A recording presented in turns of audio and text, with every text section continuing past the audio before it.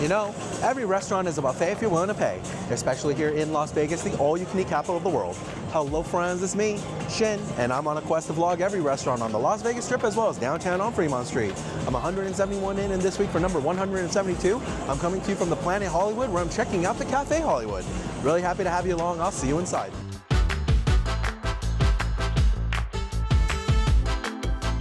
All right, everyone, and here I am seated at the Cafe Hollywood at Planet Hollywood, Las Vegas. Now, I believe this used to be a 24-hour casino cafe, though I believe it's no longer 24 hours. You can look up the latest hours on their website, but I believe on weekends they close at 2 a.m. I like the old school bar center, all the celebrity photos on the wall, with booths and tables for seating, right on the casino floor, so it is quite loud and lively in here. A great vibe. Now, regardless of the vibes, you know it's all about the food for me, so let's take a look at what they have to eat on the menu. So here is your menu here at the Cafe Hollywood. Let's take a look inside. Now, it says 24 hours of scrumptious fun, but I guess that's outdated because I know it's not 24 hours anymore. Let's see. So, breakfast from 6 a.m. to 12 p.m. It is currently 5 in the evening, so no breakfast, it looks like. But plenty of classic-looking breakfasts here. Omelets, eggs, fruits and grains, all looking pretty good. And then on this side of the page, we have waffles, pancakes, and French toasts, as well. Ooh, a croissant French toast. That sounds awesome, and it is highlighted there, so that sounds good. Only if only we came here for breakfast. Let's see here. Continuing on, so they have some specialties for breakfast as well. Loco moco, huevos rancheros, breakfast burrito, all looking really good. Steak and eggs. Yep, classic breakfast options here. And then if we take a look, oh wait, all day breakfast. Oh, so they do have breakfast options that are available during the daytime. So I can still show you some breakfast here. Eggs any style, some scrambles, the Loco Moco there, a trio of omelets that are available. And then your shorter list of pancakes, waffles, and French toast. Looks like, oh, the croissant French toast is here. Okay, so that's kind of exciting. I think that's gonna happen. Let's flip on over the page, take a look. So here are your lunch and dinner sections. Looks like your appetizers here. World famous chicken crunch. All right, I'm always down for good chicken. Nachos, calamari, and looks like it also continues here. We have some salads on the right. Oh, and some additional appetizers here on the left. Tex-Mex egg rolls, potato wedges, poke nachos. Wait, the high roller sampler, what's this? Chicken crunch, Texas tostadas, buffalo wings, 5 cheese dip, and tempura jumbo shrimp. Okay, that's awesome. That's gonna make it really easy to try a lot here. And those are the additional salads and bowls. Flipping the page over, here are your sandwiches and burgers, so your handhelds. Crispy fried chicken sandwich, a Kobe burger, that always sounds really good. Bacon barbecue cheeseburger, yeah, some good stuff here. And then on the other side, we have an Asian section. Black pepper tenderloin, crispy beef. Oh, okay. Kung Pao trio, fried rice. Okay, I was not expecting to see this level of, they even have ramen here. I was not expecting to see this level of Asian food at a casino diner. It's pretty interesting though. Some pastas for you as well. Chicken fettuccine alfredo, spaghetti and meatballs, lasagna, pasta alla norma. Yeah, all looks really good. And then here are your specialties. Your, looks like some different entrees, surf and turf, half chicken, barbecued ribs, chicken parm, ribeye, so your steaks and options like that. All looking really good here. And then there's also a section for those of you who are a little bit more calorie conscious, I suppose. Egg white omelet, smoked salmon and avocado toast, all of that kind of good stuff. Yeah, a lot of fruits and veggies, a lot of vegetarian options here as well. And is that the last page? I believe that might have been the last page. Yeah, cool. So on the back here, that brings us to the smoothies and beverages. They serve Pepsi products and not Coke products. And that's your menu here at the Cafe Hollywood. All right, that's a pretty eclectic menu here at the Cafe Hollywood. So many dishes I'm looking forward to trying today, and you know how it goes in my videos. Every restaurant is a buffet if you're willing to pay. I'm gonna get a nice variety, and together we're gonna see what the Cafe Hollywood is all about. Appetizer coming up first. I'll see you a little bit when they arrive.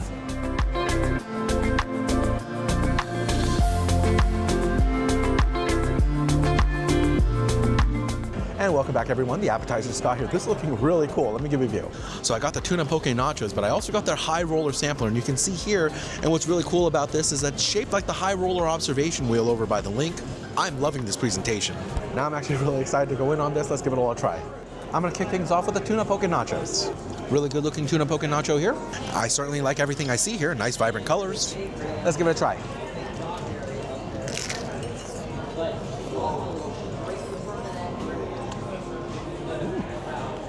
Oh yeah, that is good. I'm definitely liking these tuna poke nachos. Starting the discussion with the wonton chip.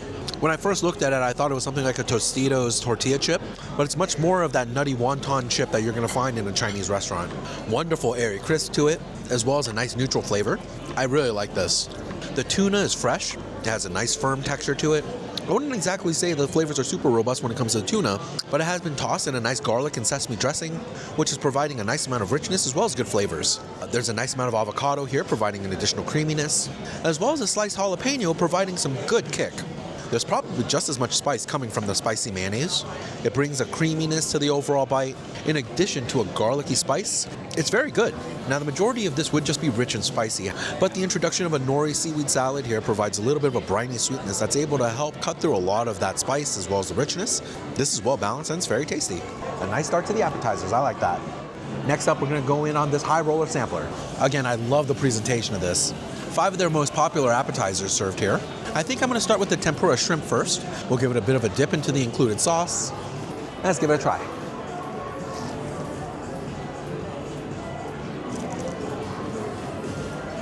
Oh yeah, that's fine. A pretty decent shrimp tempura here.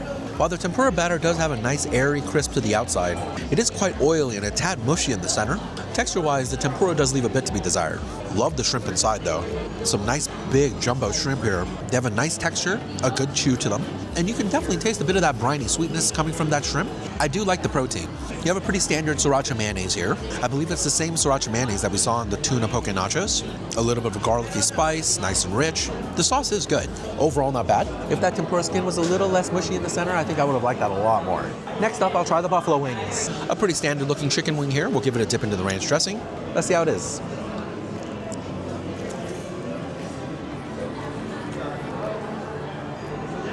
Yeah, not bad.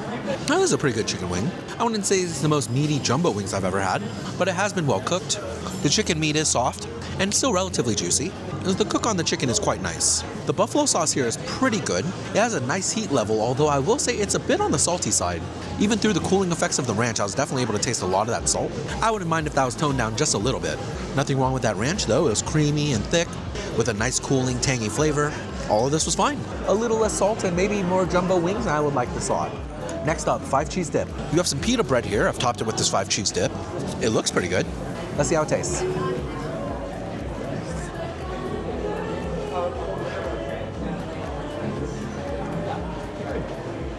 Oh, you know what, not bad. That's a pretty flavorful bite. You have slightly toasted pita bread here, a slightly earthy flavor to it, but otherwise relatively soft, just a little bit of a toasty exterior. I like the pita just fine. The 5 cheese dip is incredibly rich. It's a very heavy dip, a lot of cheese and butter at work here. They've introduced a very nice amount of garlic. It does taste good, but it's the type of dip where if you have a little bit too much, I think you can get full really, really fast. It just feels very, very heavy. If you're a fan of salty, rich appetizers, I think you're really gonna like this one. Next up, their chicken tenders. I believe on the menu, this was called their world famous chicken crisp. It definitely looks like it's breaded in-house at least. Here's the chicken crisp.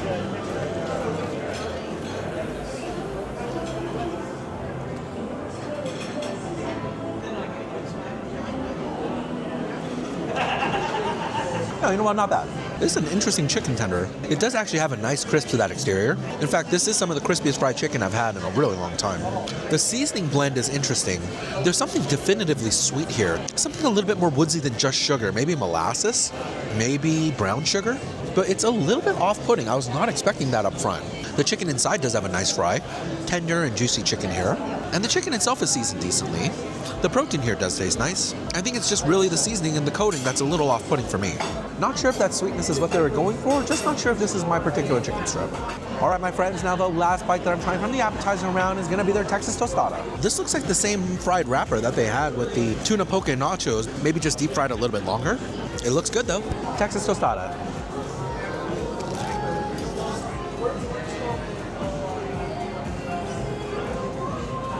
Oh, that's good. I like this appetizer. This is the same tostada skin that we saw earlier with the tuna poke nachos, but definitely just giving it a little bit deeper of a fry. You have some roasted chicken on top, and so far the cook on all the chicken here has been really good. And this is no exception. You have a soft and juicy chicken meat here, and it's been well seasoned, good flavors. There's a cheese blend here, delivering some additional salinity, and a sweet and tangy barbecue sauce that's actually livening up a lot of this bite. Some pico de gallo provides freshness, and all of these flavors do actually come together pretty well. A good blend of flavors here, I like that. All right, everyone, now that's all of the appetizers I'm trying today. I'm joined by a buddy, and we're going to continue working on this, and then we'll do our first round of entrees. Don't go away, I'll be right back.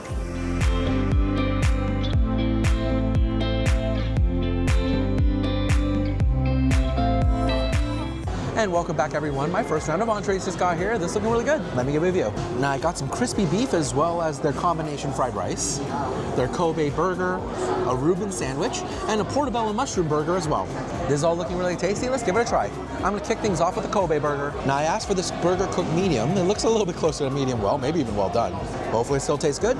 Here's the burger.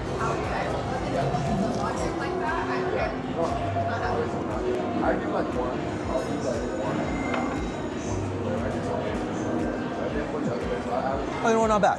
I'd say this is a pretty run-of-the-mill burger. You have a nice sesame seed bun here. It's been lightly toasted, a little bit of a sweet flavor to it, but the sesame seeds actually do make themselves known in the bite. You get a little bit of that nuttiness.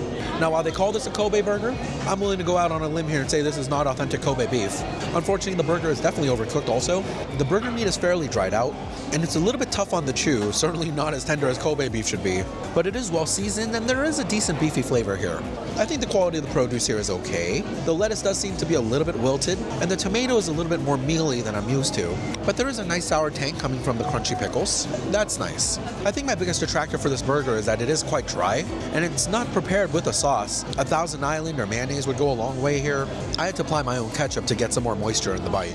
It's still a passable burger though, but I've certainly had better burgers on the strip.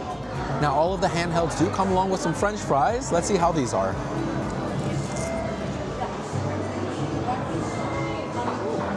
Oh yeah, those are good. Really nice French fries here at the Cafe Hollywood. I'm actually really enjoying these. Wonderful crispy exterior to the outside. Such a satisfying crunch biting into this. And they've also rolled these in some additional potato starch, delivering some additional crunch. I really like the texture on these fries. A good pillowy potato center here also. And these have been very well seasoned. We've got a really enjoyable cook on these French fries, and they taste great. Can't go wrong with a French fry like that. I like those. Next up, portobello mushroom burger. If you watch the channel enough, you know that I always like to throw in a vegetarian or vegan option when I can. I like to show a good breadth of the restaurant, and this is looking pretty standard. Let's see how it is.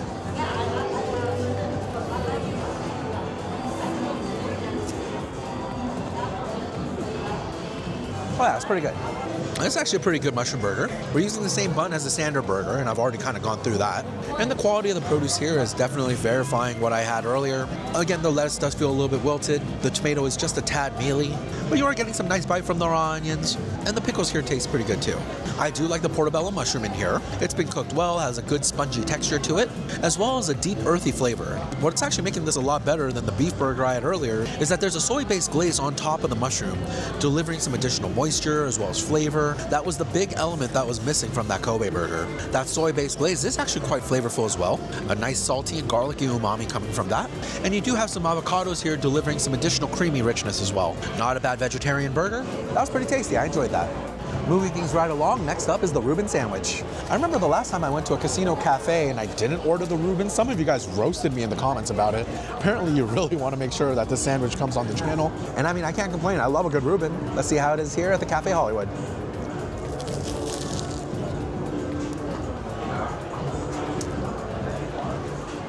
Oh yeah, that's good.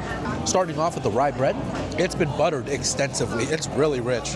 My fingers are glistening in the light just holding this thing. A little bit of that licorice-like anise flavor coming through as well, and it's been toasted wonderfully. A nice texture to this. Very good rye bread. The corned beef here is pretty good. Very tender. It's quite rich, but I've definitely had more robust tasting corned beefs. I think just a little bit of additional seasoning and this corned beef would be really, really good. They've certainly piled this high with corned beef though. I'm definitely liking the amount of meat in this sandwich. A mild creamy richness coming from the Swiss cheese, and a little bit of that sour tang coming from the sauerkraut. I mean, honestly, this is a textbook Reuben sandwich here. One of the better Reubens I've had recently. I did like that. Alrighty, next up we're gonna try some of their Asian options. This is their crispy beef. Again, I was really surprised to see Asian options on the menu here. It seemed a little out of place, but this definitely smells good. Let's see how the crispy beef is today.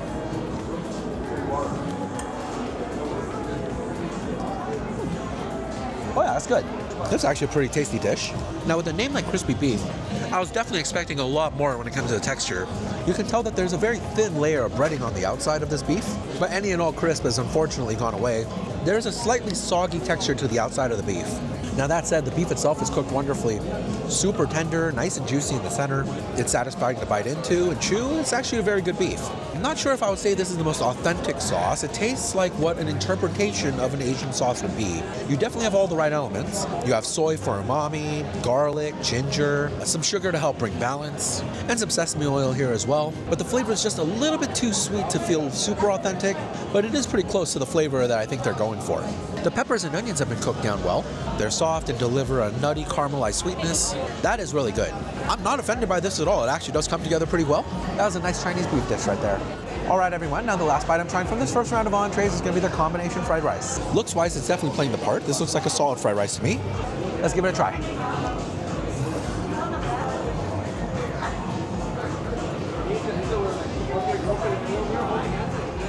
Yeah, I know, not bad. You know, this is a pretty decent fried rice, but there's a few elements keeping it from being great. They're certainly using the right rice. Slightly older rice, devoid of moisture, allows you to cook it down in this particular way better, making for a good fried rice texture. I do like that. Lots of different proteins in here. I saw strips of chicken, pork, and shrimp, all cooked down pretty well. I was totally happy with the proteins. Unfortunately, the seasoning blend leaves a bit to be desired here. The seasoning is far too sweet.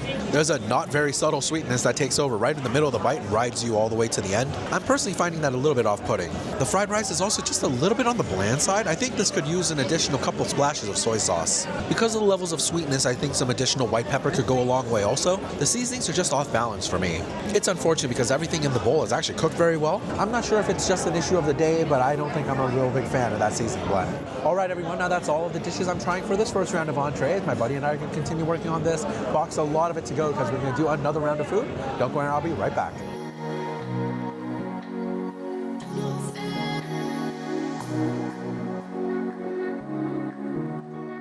And welcome back, everyone. Our second round of entrees just got here. This is looking really good. Let me give you a view.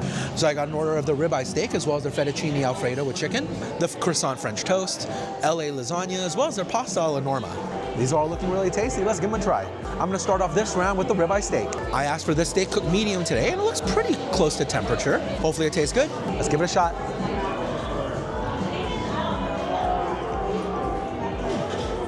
Oh yeah, it's good. Yeah, this is a solid ribeye steak. I want to say this is probably a choice cut. It does have some decent marbling, a nice rich flavor to it, and relatively tender, only a little chewy toward the center. Not a bad cut of beef here, especially for a casino cafe. A little bit of a smoky flavor coming from the grill marks and that char.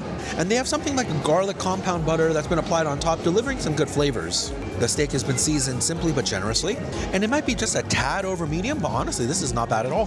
That's a good casino cafe steak right there. Now my ribeye steak came with two sides, potatoes as well as some green beans. Let's see how the potatoes are first.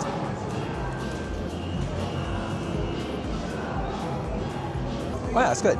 This is a solid potato wedge. Fork tender, it's been well baked, a little bit of a caramelized exterior. All around good cook on these potatoes. They've been seasoned very simply, I believe it's just salt, and it's light enough where it's not overpowering and you really get to taste the potato here. It is a bit simple, but honestly, steak and potatoes like this go together well. That's a nice side for the steak right there. And this is the other side that came along with the steak. These are the green beans. Let's see how they are.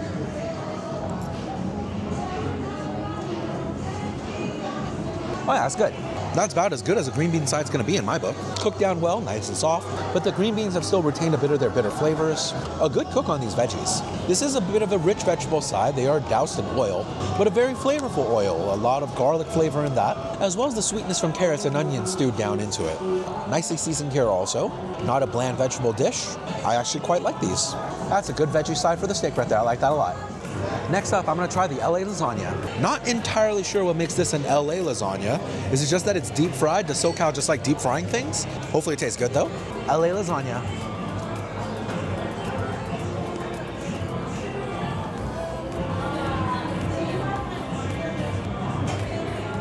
Oh, you know, I've got some mixed feelings on this one. Now I'll start with the good. I actually like this fried lasagna portion. A nicely breaded, crispy lasagna skin. The crunch is pretty satisfying to bite into. And you do get a slightly nutty flavor from that lasagna skin. The lasagna beef mixture is pretty good. Tender beef, it's been well seasoned. You get a nice sweetness from the caramelized peppers that have been incorporated into this beef mixture. You have a very thick and creamy cheese sauce here, delivering a lot of richness, as well as a bit of salinity. All of the lasagna elements are actually pretty nice. Unfortunately, I'm not a big fan of their tomato sauce here. It's incredibly sweet, and it has a bit of a metallic tang to it. You can almost taste the cans that these tomatoes came from. Maybe some baking soda would go a long way in the sauce to help counterbalance some of that metallic taste. And in general, I think the sauce could probably use a couple more hours on the burner. I would love for the sweetness to be reduced a lot more. It's actually pretty jarring when you first bite into it. It's unfortunate because I actually do kind of like this lasagna portion. I mean, a sauce can make or break a good lasagna, and unfortunately, this one doesn't do it for me today.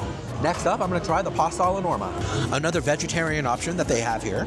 I enjoyed the portobello burger, so hopefully this is good as well. Let's see how it is.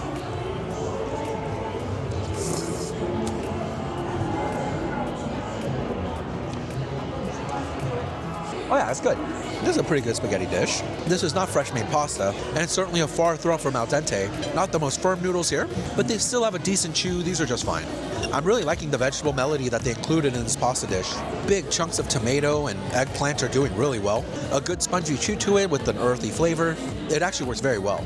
Now this particular marinara sauce definitely tastes cooked down a little bit more than the one in the lasagna. I'm curious if the additional vegetables in the sauce maybe help soak up a little bit of that sugar, but there's much more of a savory nature here. You do have some ricotta cheese on the top, providing some additional rich creaminess, and that actually balances out very well with the bite. This is good. A nice vegetarian pasta dish right there. That was tasty. Next up, I'm going to try the chicken fettuccine alfredo. This is a pretty standard looking fettuccine alfredo to me. Hopefully it tastes good. Fettuccine alfredo. Ooh.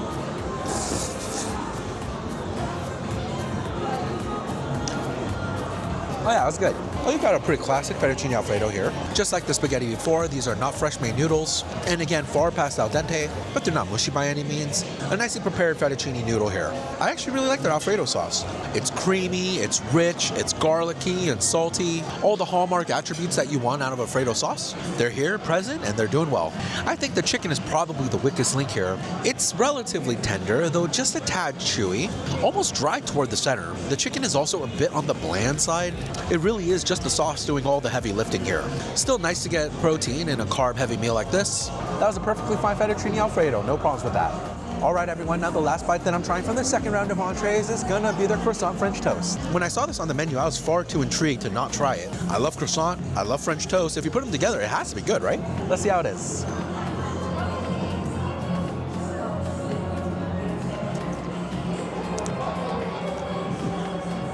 You know what, not bad. You know, you can see what they're going for, and I wouldn't necessarily say there's anything wrong with the execution, but I just don't know if this is exactly what they were going for. The croissant is very thin, and so when you're used to really thick brioche French toast, the lack of volume in the bite leaves something to be desired. The hallmark characteristics of a good croissant is that it's buttery and flaky, and you can definitely taste the additional butter in this French toast, but you're not getting any of that flaky quality, and I think that's what's really missing here. And so I feel like this recipe is losing out on what should make it really great. That said, I do like the flavors here. The egg mixture has a nice amount of cinnamon and sugar in it, and the maple syrup certainly adds a nice woodsy flavor. A pretty straightforward sugary sweetness coming from the powdered sugar on top. In general, this isn't bad, but I think given what I was thinking in my mind, this is just falling short of expectations. But maybe my food imagination is just too great or something, because I was imagining something truly outstanding. This isn't bad though. All right, everyone, now that's all the food that I'm trying here today. My buddy and I continue working on this box, a lot of it to go, and then we'll do a little bit of dessert next. Don't go anywhere because sweets are coming up.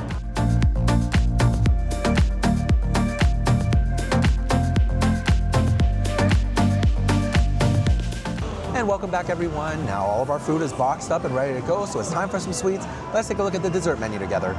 So here is your dessert menu at Cafe Hollywood. Looks like they have various cakes, tarts, all looking really good. A nice little dessert board there. I'm gonna go and get my order in, but for all of you at home, I'm gonna make that dessert appear right now. And here it is, everyone. Take a look. This is the red velvet cake. Of all the cakes we saw today, a red velvet cake just kind of sounded right. And I've got a nice little forkful here. Now, I must admit, I'm pretty full, but there's always just a little bit of room for some dessert, right? Let's activate the dessert stomach. Give this a try.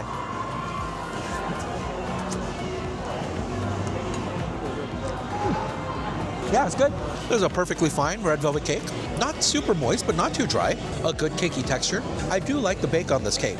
It's incredibly sweet, like all red velvet cakes. Although there's a little bit of a cocoa element to it, I really like the chocolate drizzle that they've applied here. The cream cheese frosting does wonders. It's a bit of a tangy sweetness that helps to cut through a little bit more of that traditional sugary sweetness.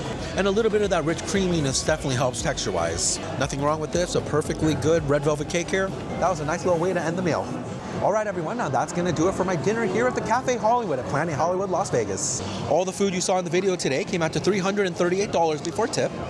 And me and my buddy certainly had a great time. And this is our server, Ruben. He was excellent today, really attentive, very, very friendly. If you're here at the Cafe Hollywood, you're definitely going to want to scope him out. The poke nachos was easily my favorite appetizer of the day. Really well-balanced flavors. I enjoyed that one a lot. I'd say the Reuben sandwich and the portobello burger were my favorite entrees from that first round. And from that second round, the pasta alla norma was quite good. And for a Casino Cafe steak, I thought the ribeye was solid also. Can't go wrong with a good slice of cake. All in all, I'd say this is a pretty solid Casino Cafe experience. If you're staying at the Planet Hollywood or you've been interested in the Cafe Hollywood, hopefully this video has been informative for you. All right, everyone, now that's going to do it for this week's video, where I continue my quest to vlog every restaurant on the Las Vegas Strip as well as downtown on Fremont Street. Make sure you return next Saturday to watch as I continue to add to my collection. Thank you so much for watching. Have yourself a fantastic week, and I hope you enjoy Vegas with me, Shin. Bye.